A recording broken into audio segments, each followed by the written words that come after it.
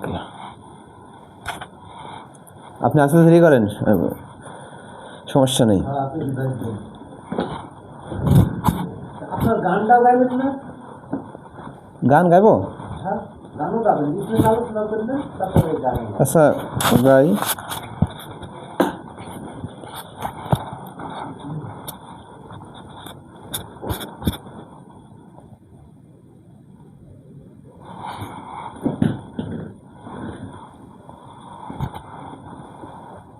পাঞ্জাবি হলে দারুণ হতো।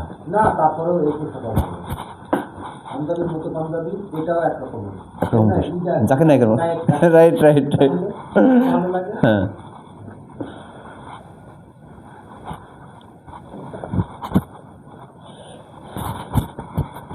ঠিক আছে না? শুরু করলাম নাকি?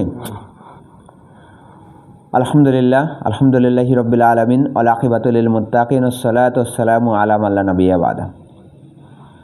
সমস্ত প্রশংসা আল্লাহ তাআলার জন্য, যে আল্লাহ তাআলা রব্বুল আলামিন আমাদেরকে অসংখ্য সময়ের মধ্য থেকে কিছু সময় দিনই আলোচনা করার পরিবেশ সৃষ্টি করে দিয়েছেন। এই জন্য মহান তাবারক তাআলা রব্বুল আলামিনের আলিশান দরবারে জানাই লাখো কোটি শুকরিয়া। তার শুকরিয়া জ্ঞাপনে বলি আলহামদুলিল্লাহ। দুরূদ ও সালাম বর্ষিত আমাদের নবী, নিপীড়িত নির্যাতিত মানবতার মুক্তিদূত, আকাইদে নামদার তাজেদার মদিনা, দুলাল আমিনা হজরত মুহাম্মদ মুস্তফা সাল্লাল্লাহু আলাইহি সাল্লাম, তার পরিবার পরিজন, সাহাবা ইকরাম এবং সমস্ত পুণ্যাত্মাগণের উপরে সমভাবে দুরূদ ও সালাম বর্ষিত হোক। সকলে বলি সাল্লাল্লাহু আলাইহি সাল্লাম। আমরা সাক্ষ্য দিচ্ছি যে আল্লাহ তাআলা ব্যতীত কোনো উপাস্য নেই, কোনো মাবুদ নেই, কোনো ইলাহা নেই। সেই সাথে আরও সাক্ষ্য দিচ্ছি যে হজরত মুহাম্মদ মুস্তফা সাল্লাল্লাহু আলাইহি সাল্লাম আল্লাহর প্রেরিত রাসূল এবং বান্দা। শরীয়তের বুকে সর্বাপেক্ষা মন্দ কাজ হচ্ছে ধর্মের নামে নতুন নতুন পথ ও মত আবিষ্কার করা। কেননা ওই সকল নতুন নতুন পথ ও মতগুলো হচ্ছে নতুনত্ব বা বিদাত, যার পরিণাম হচ্ছে ভ্রষ্টতা, গোমরাহি, আর এই গোমরাহি পরিণাম হচ্ছে জাহান্নাম। সম্মানিত দিনদার পরহেজগার মুসলিম ভাই বোনেরা, দেশে কিংবা প্রবাসে, কাছে কিংবা দূরে, যে যেখান থেকে আমার এই লাইভ অনুষ্ঠান, এই ভিডিওটি দেখছেন, সকলকে জানাই প্রাণ নিংড়ানো ভালোবাসা এবং সশ্রদ্ধ সালাম। আসসালামু আলাইকুম রহমতুল্লাহি ওয়া বারাকাতুহু। সম্মানিত দর্শক, সময়ের প্রতীক্ষায় ব্যস্ততার ভিড়ে আপনাদের সামনে আসতে পারিনি। আমার কিছু প্রিয় শুভাকাঙ্ক্ষী ভাইয়েরা কিছু দিনই আলোচনা করবার জন্য অনুপ্রেরণা জুগিয়েছে। তাদের অনুপ্রেরণার মধ্য থেকেই আজকের এই আলোচনায় আসা। আমি এর আগে আলোচনা করতাম, কিন্তু আলোচনা ব্যস্ততার কারণে আলোচনা করার সময় সুযোগ হয়ে ওঠেনি। তারপরে আজকে মহান আল্লাহ তাআলা একটু সময় বের করে দিয়েছেন, এই জন্যই আজকে আপনাদের সামনে আসা। দিনই আলোচনার উদ্দেশ্যে আখিরাতের কিছু পাথেয়, সদকায়ে জারিয়া, ইসলামিক আলোচনা, ইসলাম প্রচারের স্বার্থে সদকার নিয়তে আলোচনা করতে এসেছি ইনশাআল্লাহ। আজকে আপনাদের সামনে আলোচনা করব সূরাতুল ফাতিহা সম্পর্কে। এই ফাতিহার কিছু গুরুত্বপূর্ণ তথ্য সমৃদ্ধ কয়েকটি আয়াত নিয়ে আপনাদের সামনে আলোচনা করব। আমরা সূরাতুল ফাতিহা সকলেই জানি, সকলেই অবগত রয়েছে সূরাতুল ফাতিহা সম্পর্কে, এবং প্রত্যেক নামাজের প্রথম রাকাতের প্রথমেই আমরা সূরাতুল ফাতিহা পাঠ করে থাকি।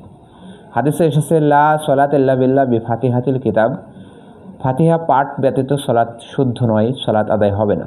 তাই প্রত্যেক রাকাতে আমরা ফাতিহা পাঠ করি, প্রত্যেক নামাজে আমরা ফাতিহা পাঠ করি। ফাতিহার গুরুত্ব, মর্যাদা, ফজিলত অনেক অনেক বেশি, যে আলোচনা এই সংক্ষিপ্ত টাইমে বলা আমার পক্ষে সম্ভবপর নয়।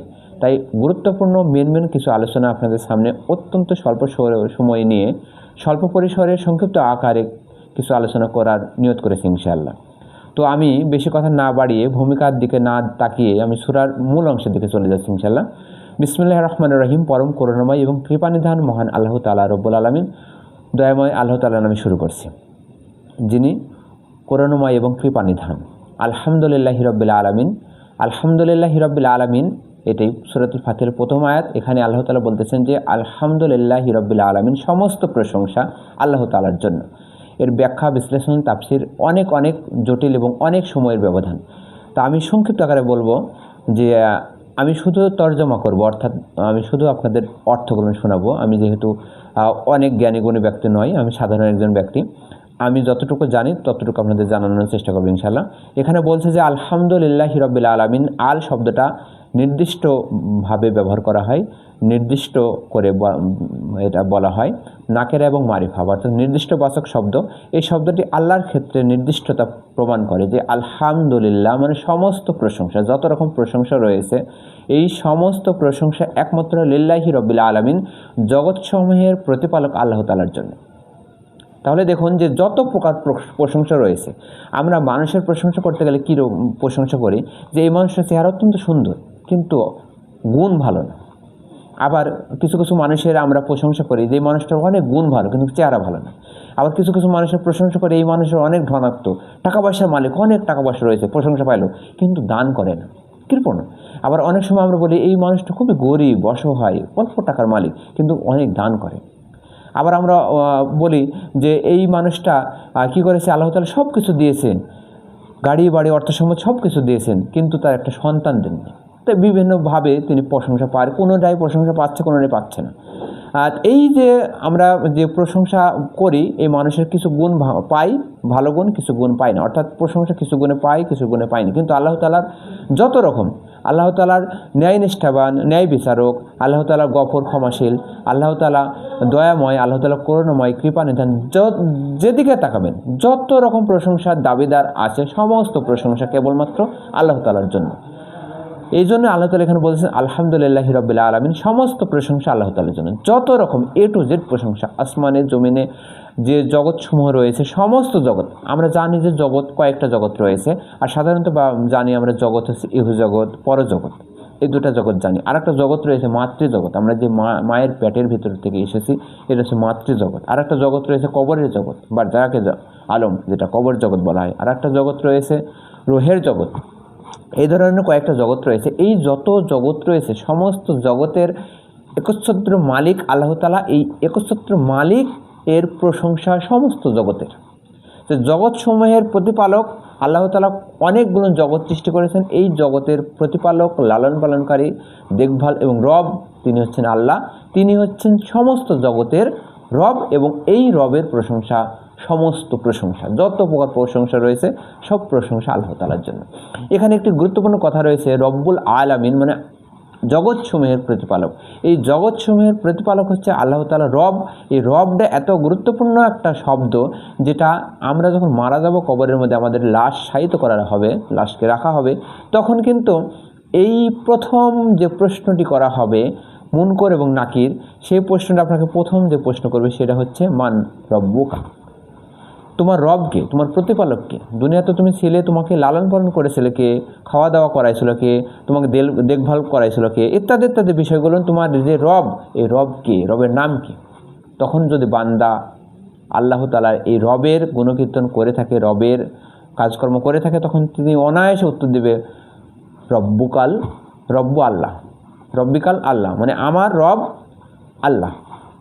তাহলে তিনি বলছেন রব্বি আল্লাহ, মানে আমার রব হচ্ছে আল্লাহ। তখন অনায়াসে তিনি বলবেন রব্বি আল্লাহ, রব্বি আল্লাহ, আমার রব হচ্ছে আল্লাহ। আর যদি তিনি ভালো পথে না চলেন, রবের নির্দেশ মোতাবেক পথ না পরিচালিত করেন, তাহলে তিনি বলবেন লা আদ্রি, আমি জানি না। তো এই রব এত গুরুত্বপূর্ণ শব্দ, যা ভাষা দিয়ে প্রকাশ করা সম্ভবপর নয়। তাই এই রবের যত প্রকার প্রশংসা করতে হবে। আলহামদু শব্দটি এত গুরুত্বপূর্ণ শব্দ, যে শব্দটি কোনো ব্যক্তি যদি একবার পাঠ করে তাহলে অনেকগুলো নেকি হয়ে যায় তার। এই জন্য আমরা প্রত্যেকটা ভালো কাজে আলহামদুলিল্লাহ পাঠ করবো। আল্লাহ তাআলা অন্যত্র বলেছেন যে লা ইন শাকারতুকুম লাযিদান্নাকুম, যে তোমরা যদি আমার নিয়ামতের শুকর আদায় করো, প্রশংসা করো, গুণকীর্তন করো আমার নিয়ামত পেয়ে, তাহলে আমি তোমার নিয়ামতকে কী করবো? বর্ধিত করে দেবো, বাড়িয়ে দেবো, অনেকগুলো করে দেবো।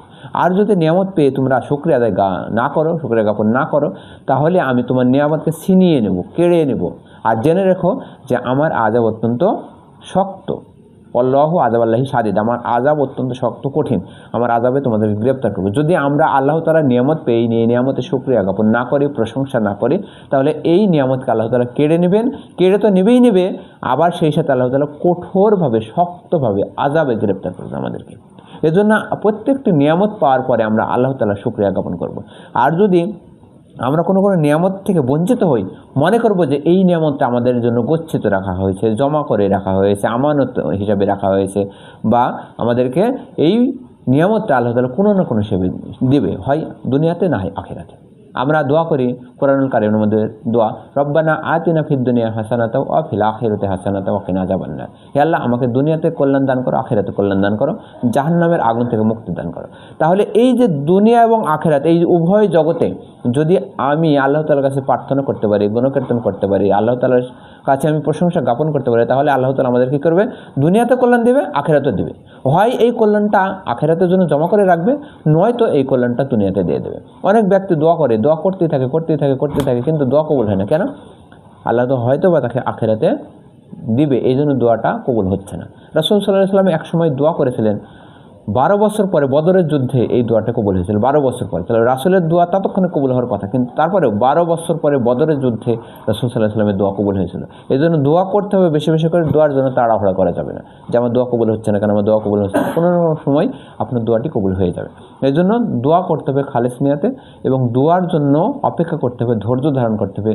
দোয়া কবুল হচ্ছে না বিধায়, আপনার সাফল্য হচ্ছে না বিধায় আপনি অধৈর্য হবে না। আবার অন্যত্র বলা হয়েছে যে তুমি ধৈর্য ধারণ করো। আল্লাহ মানে কী যেন ভাই আয়াতটা, যে ধৈর্য ধারণ করো, অধৈর্য হয়ে না।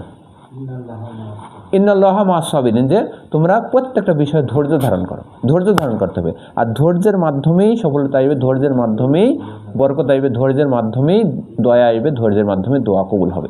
এই জন্য প্রত্যেকটা বিষয়ে ধৈর্য ধারণ করতে হবে। ধৈর্য অনেক গুরুত্বপূর্ণ বিষয়, এ সম্পর্কে হয়তো বা ধৈর্য সম্পর্কে অন্য কোনো সময় যদি সুযোগ পাই আলোচনা করবো ইনশাআল্লাহ। তো আজকের আমার মূল আলোচনা সূরাতুল ফাতিহার প্রথম আয়াত অলরেডি আলোচনা করে ফেলেছি। এই আয়াতটা আল্লাহ তাআলা সূরাতুল কাহফের মধ্যে বলতেছেন, সূরাতুল কাহফের মধ্যে বলতেছেন যে সমুদ্রের পানিগুলো যদি কালি হয় এবং গাছপালাগুলো যদি কলম হয়, তাহলে আর পৃথিবীর জমিন যদি বিস্তীর্ণ জমিন যদি খাতা হয়, তাহলে আমার প্রশংসা, আমার আয়াতসমূহ গুণকীর্তন লিখে তোমরা শেষ করতে পারবে না। তাহলে এই সংক্ষিপ্ত টাইমে আল্লাহ তাআলার এই কথাগুলো বোঝানোর কখনোই সম্ভবপর নয়। যুগের পরে যুগ, দিনের পরে যুগ আল্লাহ তাআলার প্রশংসা, আল্লাহ তাআলার গুণকীর্তন, আল্লাহ তাআলার নিয়ামত রাজি সম্পর্কে আপনি বর্ণনা করতে থাকবেন, বর্ণনা করার শেষ হবে না। তো সম্মানিত দর্শক, আমার বক্তব্যটা অনেক দীর্ঘায়িত হয়ে গেছে, আমি আর বক্তব্য বাড়তে চাচ্ছি না। সূরাতুল ফাতিহার প্রথম আয়াত আলহামদুলিল্লাহি রাব্বিল আলামিন সম্পর্কে আলোচনা করলাম। ইনশাআল্লাহ পরবর্তী সময় সুযোগ পেলে আল্লাহ তাআলা যদি তাওফিক দান করে, তাহলে আমি সূরাতুল ফাতিহার দ্বিতীয় আয়াতের সম্পর্কে কিছু আলোচনা করব। ওয়া মা তাওফিক ইল্লা বিল্লাহ, আলাইহি তাওয়াক্কালতু ওয়া ইলাইহি উনীব। আসসালামু আলাইকুম ওয়া রাহমাতুল্লাহি ওয়া বারাকাতুহু।